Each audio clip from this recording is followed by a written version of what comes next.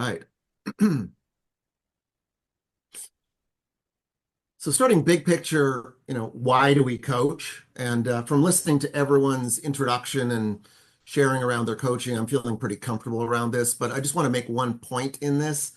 Often people think that they are coaching for the presenter, full stop. And really, you're coaching for the forum, which is a bit of a paradigm shift for some people, right? We're helping the presenter to journey down into the emotional complexity surrounding whatever their topic is so that people will resonate with what's going on with them. I did hear from a couple of people getting down to the core issue. I think that's counterproductive. It is okay to touch on two or three issues, right? And they're all core issues, but trying to get down to the one, at the end of the day, it's all about our mother. We're just not going that deep. And I find it's more valuable for the forum if we've actually touched on two or three things on our coaching journey. This visual metaphor is probably familiar to everyone. I'm not going to spend a bunch of time on it, but above the waterline is all of the thinking we do around stuff. And what we're doing as a coach is very quickly moving through all of that down into what's underneath it. And one of the things I've noticed, I've been an EO member for 25 years and a forum trainer for 23. So I've spent just a ton of time in this space. And what I've identified is when something is important, undecided, and emotionally complex, to survive, what we do is we build a story around it. Because we have to be able to make decisions against this thing, try and explain it to people. And the story we create around it isn't necessarily the truth. And so part of coaching is just getting past that story the person's created and explore down into all of the stuff below the surface. So again, I'm not spending too much time on Johari window, but I just want to point out one aspect of this model as it relates to deep dives and coaching.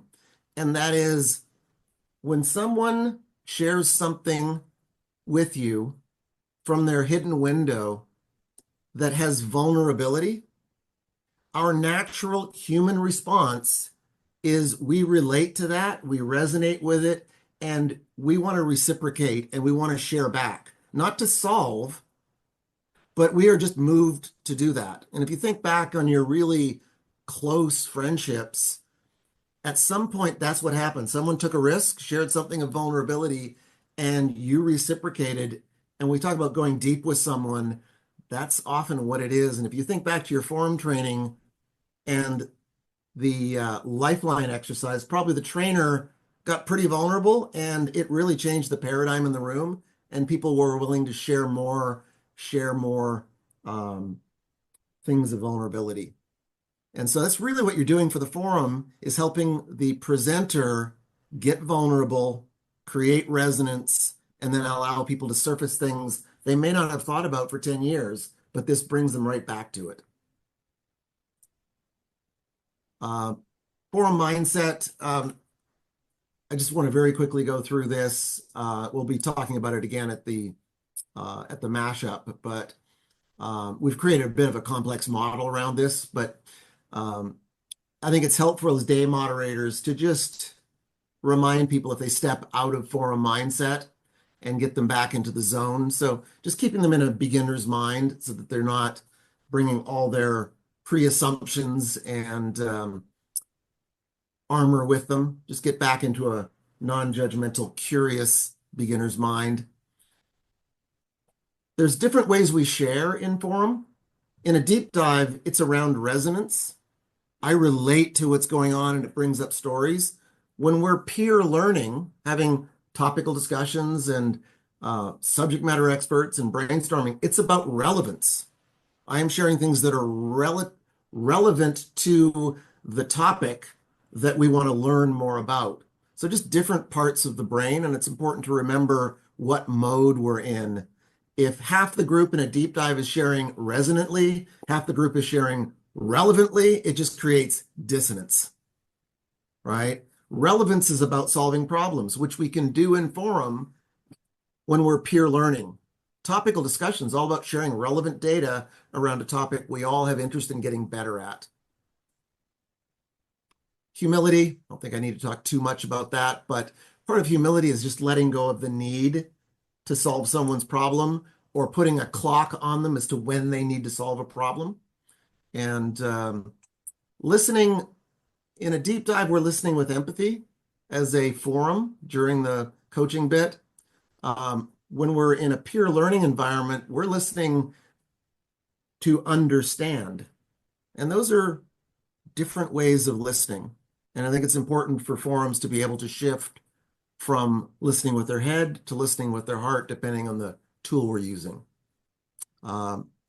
Equal times for all members. We are peers. And so that's generally not a problem. People in EO are pretty good about peerness. So I want to share with you a model that I've created that I find really, really helpful. It's something you might want to discuss with your forum group. I'll share this slide deck as a PDF so that you'll have this as a tool.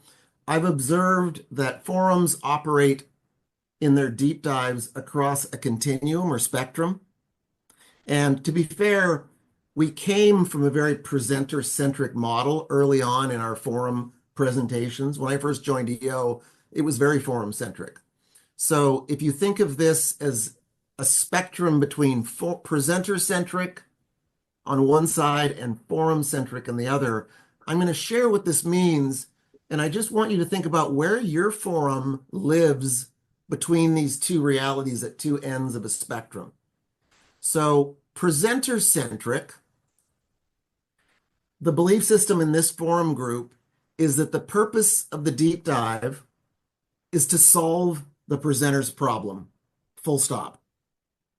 And so if that's the belief system in the group, the coach's belief is they have to get down to the core issue so we understand it and we can share relevant experiences to solve their problem. And so graphically, it looks like this. The presenter shares with the group, and then each member of the forum shares an experience at the presenter. And at the end of experience sharing, this is what we used to do. We all look at the presenter and go, what did you get? And they dutifully went member to member. Oh, I got this from you, Melanie. I got this from you, Tim. And often what would happen is the group would want an update at the next meeting, what the presenter did. And if the presenter didn't do anything, there was a bit of frustration with the group. And if they presented on it again in the future, the group got even more irritated. As a moderator, you can tell if your group is operating this way because during experience sharing, when they're sharing their experience, they are looking at the presenter and sharing at the presenter.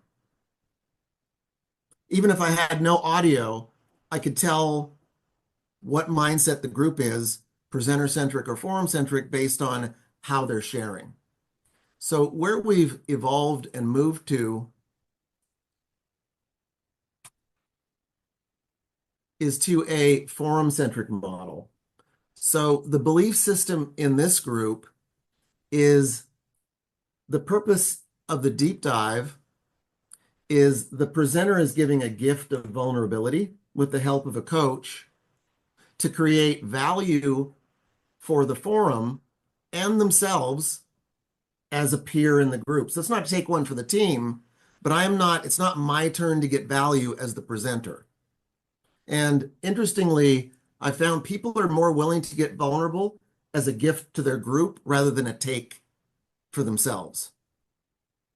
And if the belief system that the deep dive is a take for me as the presenter, I'm happy to defer and let someone else present.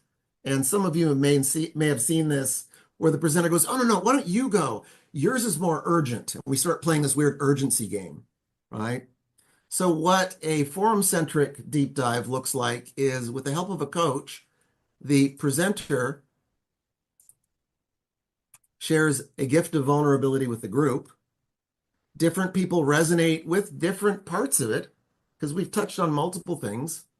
And then each member shares with the group an experience that bubbled up for them based on what they resonated with during the coaching session. And each member shares, and you can tell if they're operating this way because when they're experience sharing, their head is on a swivel and they're sharing their experience with the entire group. And that's one little hack you can do as a moderator, is just remind people to have their head on a swivel, because they will inevitably start sharing at the moderator, because we are all highly developed problem solvers. And so it is sort of our go-to function. And it is awkward for someone to problem solve the presenter when they're sharing an experience with the group. We tend to get the mud, the blood, and the flood of the experience rather than their edited, tailored message to the moderator. So each member shares an experience with the group, and it is okay if the person that just shared before you actually shifts the experience you're going to share. It is fine if the experience sharing goes on a path of resonance, taking us down deeper into value. And then at the end of all of the experience sharing, each member of the forum shares what they took away of value out of the fabric of all of the experiences shared. And so if you look at these two models, which one creates more value for the forum? Obviously, it's the one on the left. And here's my punchline to this. So there is value in both of those models. There's value in the right model, and there's value in the left model. The left model, and I'm trying to create a new EO magic word called peer learning. Right now, we refer to it as other tools in forum, which I think is crappy branding. And I think there's lots of opportunity in forum for us to share relevantly towards topics. And so instead of having a presenter at the center of this relevant model, we put topics of mutual interest, and then we can problem solve, ideate to our heart's content towards the topic, and not shift out of forum mindset, not go into a advisory mindset, and still be forum centric. And the key there is just to develop a list of valuable topics everyone's interested in learning more about, learning from and with their forum. And then we've got some tools that create really good peer learning. And we can actually problem solve in forum without lowering safety, as long as we're problem solving towards the topic, not towards each other. A great example of that is if you're brainstorming in forum, which is just raw idea generation, make sure we're brainstorming towards a topic, not a member. Because if we were all brainstorming towards Tim, what it would look and feel like is, Tim, have you tried this? Tim, have you tried that? Hey, Tim, have you tried buying low and selling high? What is Tim starting to think that we think about him? He's an idiot. But if we're sharing ideas towards a topic, it doesn't lower safety for anybody. And at the end of it, we can all choose to pick any of those topics, take them back into our world and utilize them. And no one is on a clock. There is no entanglement with an outcome. And so these are the peer learning tools that most forums use. There's either subject matter experts, which are either internal, external, or virtual. We have someone come in, create some context around a topic we're all interested about that no one has enough information to really have a discussion. They create context. And this is important around peer learning with subject matter experts. After they leave, let's have a peer discussion. There's often more value in the peer discussion than there is in the subject matter expert, because we're bringing it down to the ground, talking about how we might utilize this. We can actually disagree with the subject matter expert after they leave. We won't do that when they're still there. And then at the end of the peer discussion, we share, what did we take away? How might we be able to execute on this? We can have a topical discussion. This is a topic we're all interested in. We all have some experience, but no one is an expert. And so each member shares what's working, what's not working, and then we dive into a discussion around the topic. And at the end, everyone shares their takeaway. And often your forum members, even though they heard all the same things in the discussion, because we're in different industries, we've got different backgrounds, our takeaways are often quite different and quite valuable to other members of the forum. And then we can also brainstorm. We choose a topic we all want more ideas around.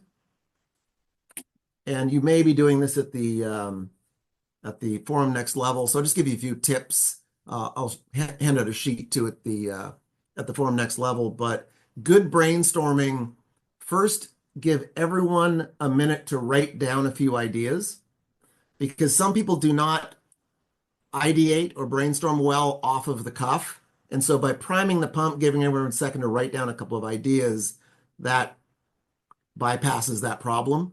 And then have everyone share the ideas they've written. You flip chart those ideas. And once everyone's shared, then it is a free-for-all. You're capturing everything anyone says. A few important tips around brainstorming. No wet blankets, which means someone puts an idea, oh, I tried that, it didn't work. That just shuts down ideation. Also, you don't have to sell ideas. They're all equal. And even really crazy ideas spark other ideas. And I found that if you're facilitating a brainstorm, be patient. There's a little lull about 8 minutes into it. And then if you're patient, there's a flurry at the end. And those are the folks in your forum that kind of deeper thinkers, and they'll often come up with some brilliant stuff in that last little flurry. And then you bring it to a close. And it's important to have a conversation around confidentiality at the end of a brainstorm. And that conversation is, can we share these ideas back into our world? One of my favorite demos for brainstorming is ideas for date night. It's kind of light, but it's kind of cool walking away with 50 possible ideas for date nights. Some of those ideas you would not want to share with your spouse because they're a bit risque and they might think your forum mates are a bit weird, right? And so often we don't share that with our spouses. Our spouses just think that we're brilliant around coming up with ideas for date night. So no harm, no foul there. But if it's ideas for guerrilla marketing, hey, can we bring these back to our team, talk about them, and pick one that really will move the needle? And that's probably okay with the group. I'm just going to pause there because I dropped a whole bunch on you and just see if there's any questions or clarifications before I move on. We are on a clock.